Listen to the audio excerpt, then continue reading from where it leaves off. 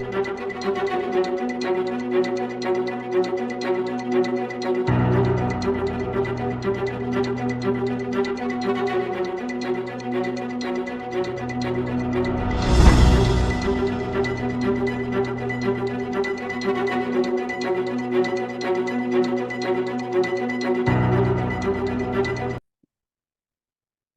everyone. I'm here tonight on a special edition of our show. I have Dr. Steve Bader here, and I want to talk to Dr. Bader because I was informed of some irregularities in the state of Massachusetts, and specifically in Dr. Bader's district. Dr. Bader, would you take a couple of minutes and tell us about yourself? Who are you? What have you done for organized dentistry? And basically a little bit of a history of yourself.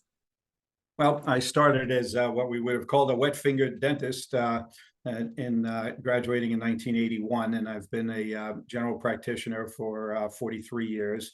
I was a very early adopter of the American Dental Association and was a member of the American Student Dental Association from my third year.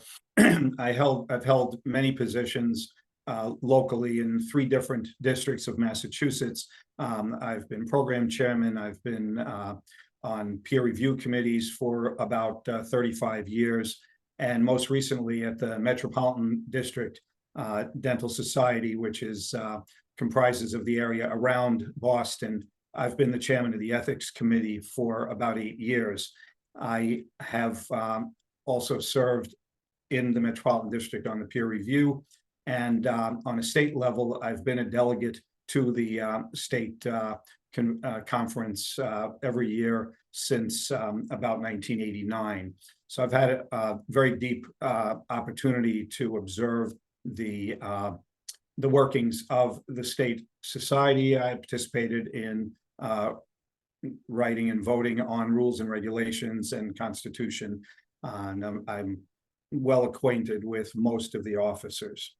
Dr. Bader, the reason we're talking is because I was informed that your district, your local Metropolitan District Dental Society, which is the lowest part of that tripartite, has filed an ethics complaint against 2 of the officers of the board of your state dental society. So could you give me a little bit of a background about what is this about? Why are we talking about? Kind of enlighten us.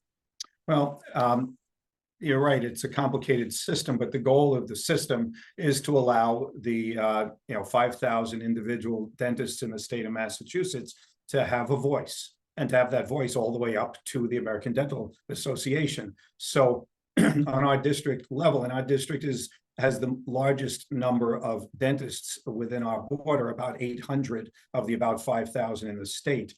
Our district has always been historically extremely active. So it's, for example, rules, regulations, changes to the bylaws and constitution recommendations come from the bottom up. They come from individual members. They go into the district executive board. And from the district executive board, we report, we share information and recommendations with our trustee. And that trustee sits on the board of trustees at the state level, where he or she is supposed to present the desires of the district society.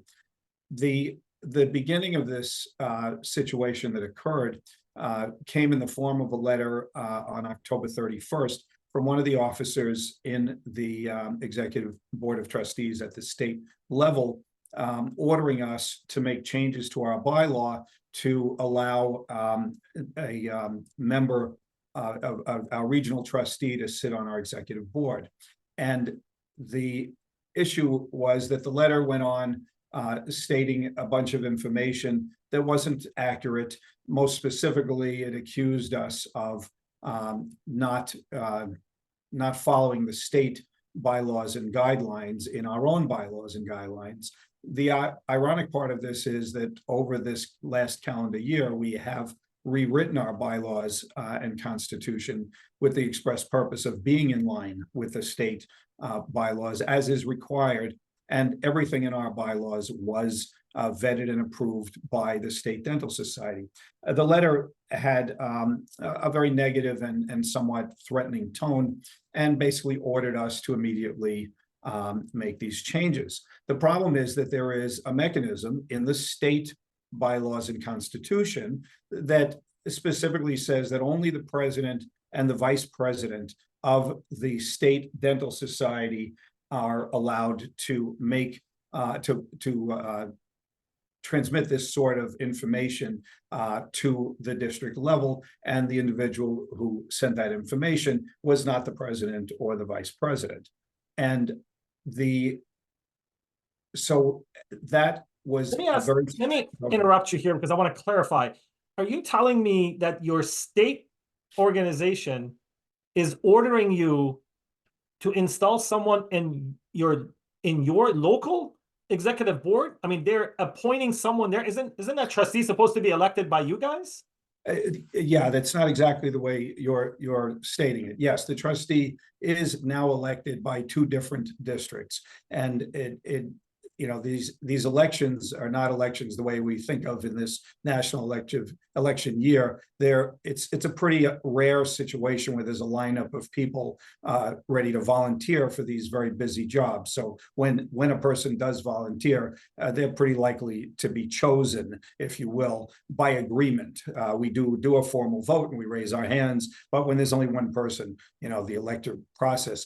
The issue was that we have not always had when the trustee, backtrack. In the past, for many dozens or even 100 years, each district had their own trustee, and that trustee was a member of the district by requirement, and that trustee was meant to be our voice at the state level.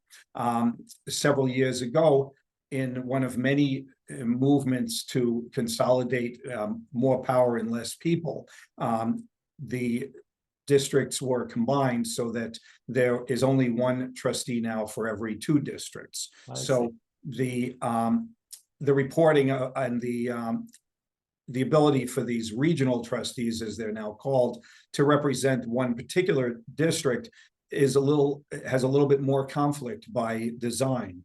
And we, as at the Metropolitan District, didn't want to be required to have the regional trustee present at all of our executive board meetings, and it was unclear whether or not the regional trustee would adequately represent us in some of these issues. But the minutia, which I don't want to waste anybody's time on, is complicated because we are required to follow the state guidelines, and we did, with the exception of the fact that we didn't feel that the regional trustee had an absolute place on our board. The issue is more that we have not found the regional trustee position, as opposed to any individual, to uniformly bring our views and support our views as an independent district to the state level. And therefore, we didn't feel it was necessary or appropriate to have that person be a member of our executive board. Okay, so you guys refused to do that, and then what happens next?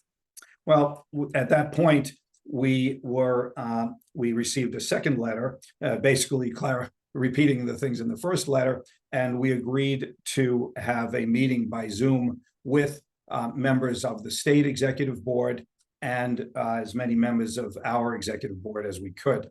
And the tone of that meeting was very negative. Basically, first of all, the meeting was the person against whom we filed the complaint was one of the main speakers, and he immediately took to threatening us individually and collectively, and degrading us by complaining that our district, quote, cost the Dental Society thousands of dollars in legal fees, unquote, and this was referring to past issues, not this particular issue, but went on to say that he is giving us, quote, marching orders, unquote, and that if we do not follow these marching orders, then we will have to ratchet it up, which nobody wants to do, unquote.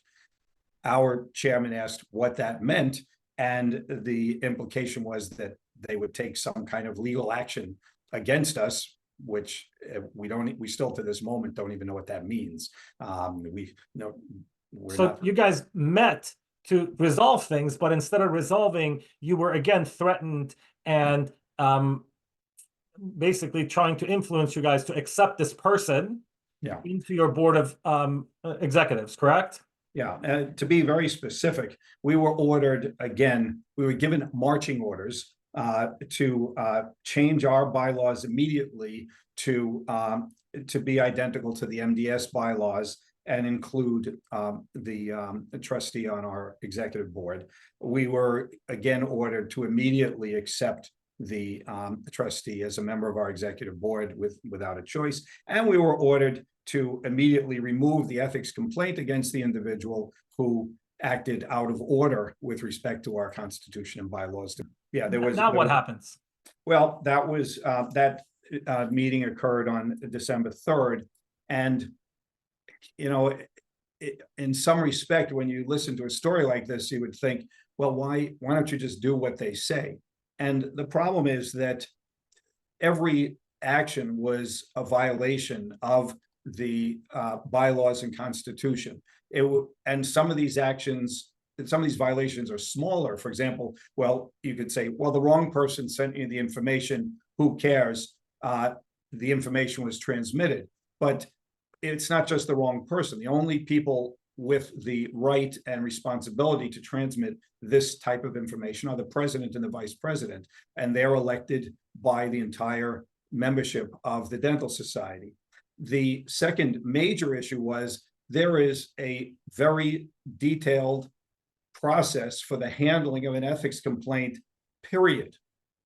Not even acknowledging the fact that this, for all we know, may be the only time that this level of officer has ever had an ethics complaint against them.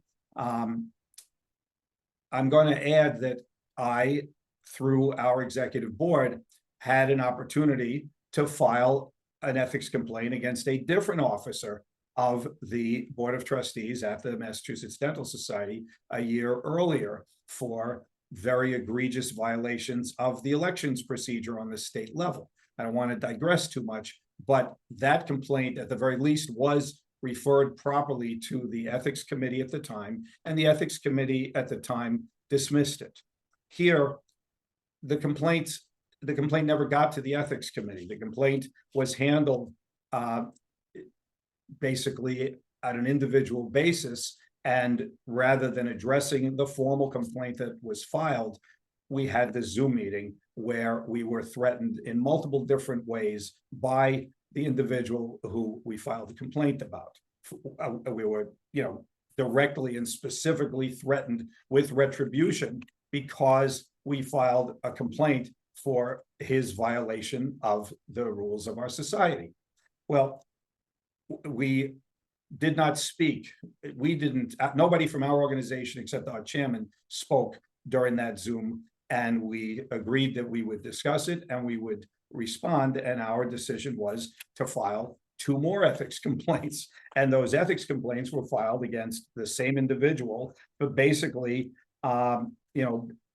threatening us for mentioning that lawyers were helping him in his own defense of the complaint, and that for obstruction of justice, for abuse of power, and for conflict of interest, all of which are listed violations in the ethics bylaws. So that was in December, and once again, the ethics committee was never given access to this info. It was never given permission to meet to discuss this. It went directly to the Board of Trustees, the same Board of Trustees where 2 of the people that we filed the complaint against sit on. We do understand they recused themselves, which was very appropriate. But then we received a very long letter just this week, basically saying that the Board of Trustees has decided that all of our complaints were without merit, that they want to work together with us, and that they still expect us to acknowledge. I should point out we have made the decision as a district that we have in fact agreed to change our bylaws as requested and invite the district trustee to our executive board as requested.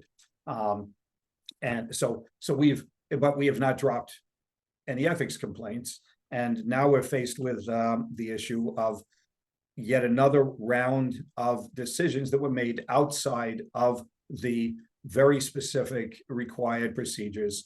And we don't know that if the proper procedures were followed, if the decisions would have been the same.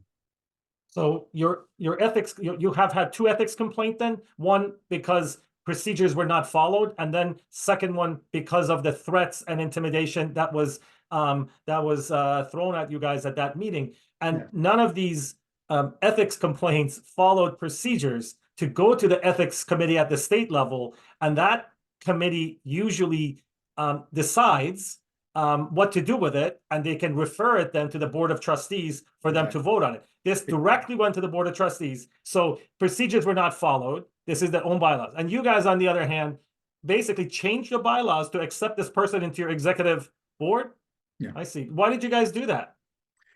Well, because we didn't see that as a fight worth pursuing or a fight that we could win. You know, we really have an issue here where, you know, certain individuals receive a lot of power, and you know, they don't receive anything else. These are elected volunteers like I am in my position. And to be completely fair, I have tremendous respect for all the individuals who step up on a state level for these types of responsibilities. They get nothing. They lose a lot personally from their own time. Right. And we are very, very fortunate that on the overall large scale balance, the individuals that I've been associated with for over 4 decades are very, very highly ethical and responsible and responsive individuals. In my very personal opinion, not representing anyone else, I've watched the power at the top of the pyramid get concentrated in a smaller and smaller group. And the current top leadership in our elected district are people who are much more newcomers. And I have a very high level of respect and hope that these individuals will be able to continue to accomplish some degrees of changes where the membership, the individual membership, will be better represented. And perhaps over the long term, we can expand the representation, because one of the biggest problems that so-called organized dentistry is facing is relevance. So when something of this nature occurs that, you know, we consider particularly egregious and inappropriate, and an action is being threatened against another group of volunteers who, you know, are doing their very best to represent our 800 members, it is, like you said, I mean, it's a huge circular waste of everybody's time. But if we don't have the right and opportunity to call out these violations of our own rules and regulations, no matter what the degree of result of these violations is, it's a real systemic problem with the system, and we are not likely to drop it at this stage. I can't tell you again, because we haven't met since this occurred, which was just a few days ago, but we are not satisfied with this result, and particularly we're not satisfied with the way it violated the processes and procedures that are in place. Tell me, Steve, what do you want people to do? What is the solution here? Well, I've been a tremendous advocate for getting involved, you know, and you know, we're talking about the Dental Society, and I don't want to veer too far from that, but the only way that our profession is going to continue with strength of individual dentists and individual practices, and with having our representative societies in this tripartite system, is that people who have opinions and people who are willing to work for our profession have to stand up and volunteer.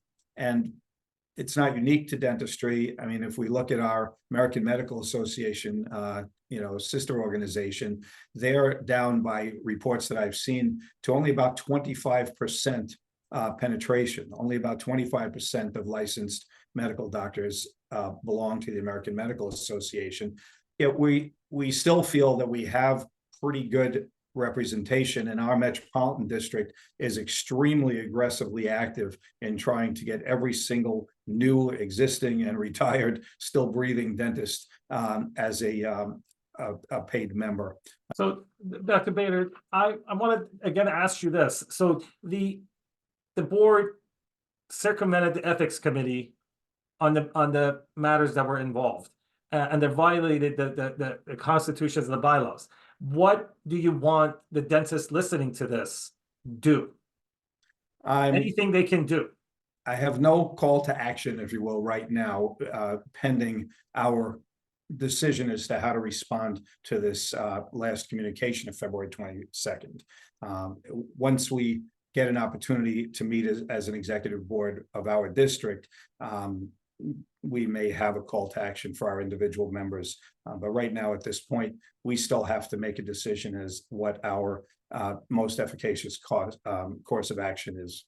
Now, I have to also be fair and say that I am giving equal time to the Massachusetts Dental Society and their officials to come and explain their side of the story. We want to be fair, and we want to make sure they are heard as well. Dr. Bader, do you have anything else to add at the end? No, I really want to thank you and for the opportunity to review this situation. And I certainly do want to reiterate that I have tremendous respect for all the individuals who stood up to volunteer for executive board positions in our dental society and nationally. So none of this is personal. None of these discussions are a personal attack against any individuals. Our district really feels that protecting the integrity of the system that we have all agreed to is of paramount importance. And that's our only hope in the end of this, in the resolution. Thank you again for joining me tonight, Dr. Bader, and hopefully we can hear good news in the coming weeks.